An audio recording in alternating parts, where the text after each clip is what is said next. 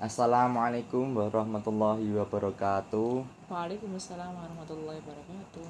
Sebelumnya, perkenalkan nama saya Muhammad Aji Satrio Prakoso, kelas 1C, Prodi Manajemen Bisnis Syariah, Fakultas Ekonomi dan Bisnis Islam, Raden Mas Said, Surakarta. Hari ini saya sedang bersama dengan seorang narasumber, yaitu Ibu Dias Mayangsari. Ibu Dias Mayangsari ini adalah seorang pendidik di beberapa universitas di Solo Raya. Beliau juga seorang pemerhati mengenai anak muda bisnis, juga pariwisata. Baiklah, tidak perlu berlama-lama lagi, mari kita mulai wawancara kita pada kali ini. Oke, Ibu panggilnya siapa ya ini? Yes. Ya, baik Ibu.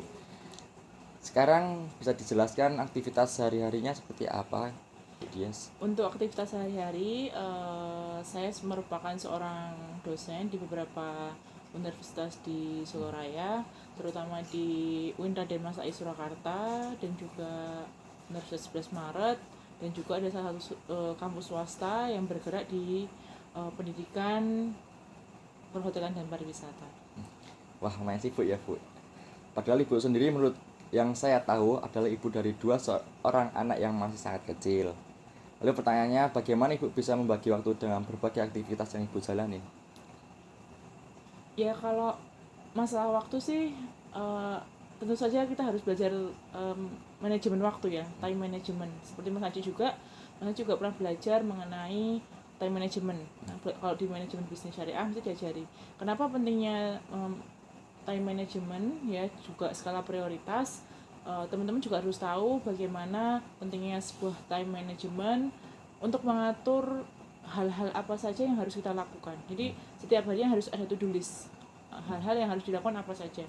Kemudian dengan adanya urutan-urutan tersebut, maka apa yang kita lakukan dapat terorganisir. Jadi kita tahu habis ini ngapain, habis ini ngapain gitu. Jadi kalau saya sih rutinitasnya dari pagi bangun malam, kemudian mempersiapkan kebutuhan di rumah, kemudian habis itu menyiapkan anak-anak, kemudian ya tentu saja pekerjaan rumah, habis itu selesai siap, habis itu jam 7 siap untuk mengajar. Kalau saya seperti itu. Kemudian pulang sama, habis itu selesai dari rumah, habis itu ngurus anak-anak lagi, habis itu nanti kalau misalnya malam anak-anak sudah selesai, saya melanjutkan pekerjaan yang memang belum selesai di kantor ataupun di kampus gitu. Setiap hari seperti itu.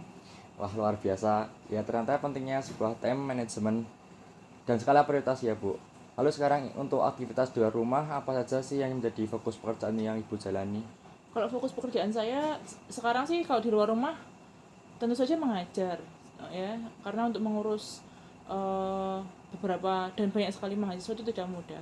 Itu yang pertama, mengajar di UIN Raden Mas Said, kemudian juga di Universitas 11 Maret, habis itu juga di salah satu kampus swasta di Solo tadi, sedang mengerjakan proyek untuk pembahasan kurikulum gitu ya, terutama kurikulum di bidang perhotelan dan pariwisata, karena secara gelar akademisnya saya memang S1 manajemen keuangan, kemudian S2-nya saya mengambil magister manajemen pariwisata, sehingga fokus saya tersebut menjadi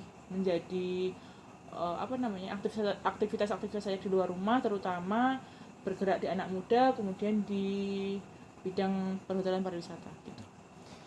Oh, saya dengar Ibu lebih senang disebut sebagai pendidik daripada pengajar. Yeah. Apakah bisa dijelaskan maksudnya seperti apa? Ya, kalau pendidik menurut saya itu lebih fokus ke moralitas. Jadi menurut saya selalu menekankan kepada mahasiswa, teman-teman mahasiswa, saya jarang sekali memanggil anak-anak gitu ya. Jadi sebutan yang sering saya panggil adalah teman-teman. Kenapa? Mungkin dari segi usia juga saya dengan teman-teman mahasiswa tidak terlalu jauh gitu ya. Terus yang kedua, dengan disebut dengan pendidik gitu ya. Pendidik itu beda dengan pengajar. Kalau pendidik itu ya saya bilang tadi moralitas, jadi adab di atas ilmu. Ketika adab di atas ilmu, yang saya tekankan otomatis adabnya terlebih dahulu. Saya selalu bilang seperti itu. Kalau ilmu itu memang ya wajib kita seorang dosen memberikan pengetahuan di dalam kelas, tapi secara secara moralitas justru yang menurut pengalaman saya itu yang justru berkesan di benak teman-teman yang sudah menjadi alumni itu justru moralitas yang saya ajarkan. Kalau ilmu kayak ilmu bisnis, ilmu kewirausahaan, kemudian ilmu pariwisata, perhotelan itu bisa dipelajari di mana aja, banyak sekali tempat-tempatnya. Nah, tapi kalau misalnya moralitas itu kan setiap person gitu ya, sentuhan hati dari orang ke orang masing-masing gitu. Jadi nggak setiap orang, dan saya rasa tidak semua dosen ataupun pengajar itu senang bisa melakukan pendidikan moralitas. Jadi memang orientasi Ibu selain pada akademisi juga perbaikan moralitas untuk anak-anak zaman sekarang ya Bu? Iya. Menarik sekali. Oke Bu, yang terakhir, apa pesan atau ada hal-hal yang mungkin ingin disampaikan Ibu untuk anak-anak muda zaman sekarang agar bisa minimal seperti Ibu? Oke. Minimal seperti saya sih, yang penting berani bermimpi, memiliki target hidup, jangan mudah menyerah ya, jangan malas-malasan, karena memang kalau saya bilang justru saya ingat betul salah satu kata pepatah Arab gitu ya, ataupun ini pertanyaan yang mungkin saya pernah dengar juga, mungkin ini pertanyaan yang akan ditanyakan di masa kehidupan yang akan datang gitu ya. Masa muda kalian akan gunakan untuk apa? Jadi ketika kita sudah tahu visi misi kita, hidup kita untuk apa, otomatis rangkaian dari kehidupan kita juga lakukan untuk hal-hal yang baik, hal-hal yang positif. Jadi nggak ada yang sia-sia gitu. Kalaupun memang namanya anak muda ya up and down itu biasa gitu. Tapi bagaimana ketika kita sudah memiliki visi misi hidup gitu ya, itu kita akan lebih terarah gitu. Saya selalu bilang seperti itu sama mahasiswa gitu. Ketika kamu masih muda, manfaatkanlah, coba apa saja yang bisa kamu coba. Terus kemudian time management tadi, pandai skala prioritas. Kalau skala prioritas itu mana yang penting, mana yang nggak penting gitu. Kadang-kadang kita mengedepankan keinginan bukan kebutuhan gitu. Jadi hal-hal yang nggak butuh tapi kita ingin, jadi kita kedepankan gitu. Itu yang salah gitu. Ketika kita sudah kalau saya selalu misalnya pengen beli apa gitu ya, itu harus dipikirkan 5 kali 10 kali. Kalau masih terbayang-bayang sampai dengan 1 bulan 2 bulan, berarti itu mungkin menjadi kebutuhan untuk kita gitu ya. Terus itu aja. Terus habis itu kemudian yang pesan yang kedua adalah jangan pernah